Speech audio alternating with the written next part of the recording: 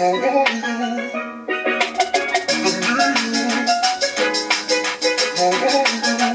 it's Scola and welcome back to my channel. So today I'm going to be talking about how I gained weight but managed to keep my figure. So let's get into it.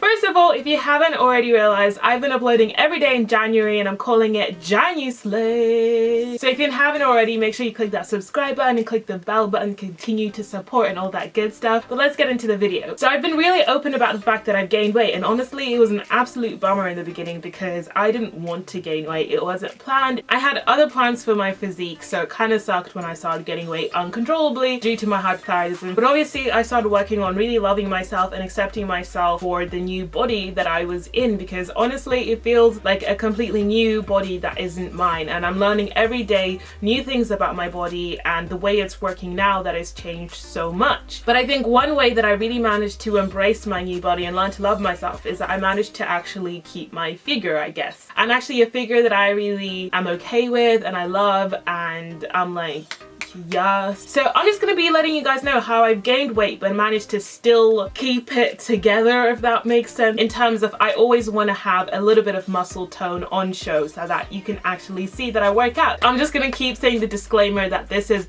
my aesthetic. Do not let a society tell you how you should look, because trends will come and go, and trust me, I'm very aware that big butt, big thighs is very in right now, so I'm lucky that I have that kind of like safety net that also makes me kind of feel good about myself, which it shouldn't, but it also helps, because if this was like 10 years ago when Paris Hilton was like the it body type, I would feel absolutely crap about myself because I would gain weight and not fit into society standards whatsoever, because people were still asking, does my butt look big in this? So let's start off with my training. So my actual energy levels decreased so much since my hypothyroidism just started getting worse and worse, and so I naturally started training in a different kind of way. Instead of doing longer HIIT sessions, I started doing really short HIIT sessions. So I couldn't make it to 20 minutes anymore in HIIT sessions. I was going for 10 to 15 minutes. So my exercises were really about building strength and muscle.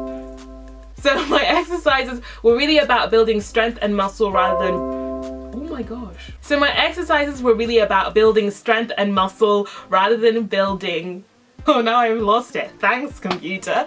Basically what I'm saying is my exercises were really a lot about gaining muscle and strength rather than burning fat, because I was doing shorter sessions, and so personally I saw the most results in terms of burning fat is when I made it to like 20-30 minute HIIT sessions. If you don't know what HIIT is, it's high intensity interval training. It's my favorite kind of training because you are getting a shorter workout in, but you're hitting every single muscle if you want to, and it's just a really awesome way of working out for me personally. And so I was actually building quite a bit of muscle, still burning a little bit of fat, but not as much as I was before, just because my energy was so decreased, and naturally I was gaining weight a lot faster because of my hypothyroidism, because when your thyroid is underactive you just gain weight a lot easier because your metabolism is a lot slower. So what you can take away from that is shorter, more compact workouts. And next up is I was doing cardio, but I really did reduce the amount of cardio I was doing. So I went from being able to run like 3+ miles quite regularly and getting that smashed out like at least 3 times a week to only being able to fit in 2 runs a week and only getting to run about 1 to 2 miles, simply because my energy just was not there. And I could try to push myself, but I didn't want to rely on pre-workout and stuff like that to get me through, because caffeine as well really does affect hypothyroidism. So all of that played a factor into it. So I just had to focus on the best that I could do, because if I tried to fit in more runs, do more, literally I would spend a lot of time wiped out, more time sleeping and all of that stuff. So I had to find a balance of managing it the way it was, basically. So with my diet it was really difficult because I felt like I had no energy at all, so which made me feel like I needed to eat more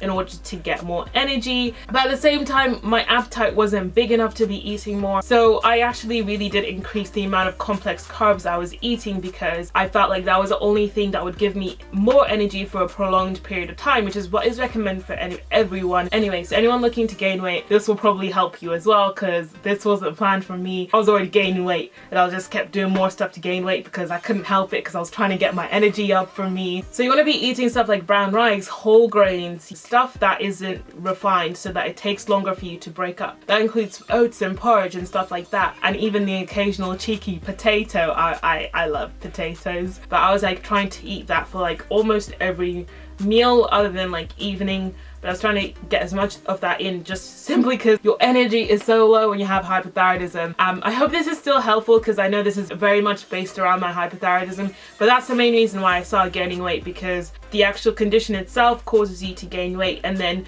to try to tackle a lot of the symptoms that you get, you have to do things that would cause anyone to gain weight anyway. So below I've left a few of my favorite workouts that have kept my body the way it is and how I've kind of like sculpted it in this way. A lot of people always say, well, Scola, you're just naturally thick, so it's great for you. I've never naturally had a bigger butt. Like my butt, I'm pretty sure I built that myself, because when I first originally lost weight when I was around 16, 17, I went through a phase where my butt was like completely flat. Like, how do I know? My family kept telling me, Scola, your butt is super flat. So I started training it hard. Like, I've always had like bigger thighs, but like my butt wasn't like there. Like basically the way my body went is that like it just went from like thick thigh to like butt kind of thing. I didn't have that like little definition where like you have a little like scoop-de-boop and like a little like shelfy shelf.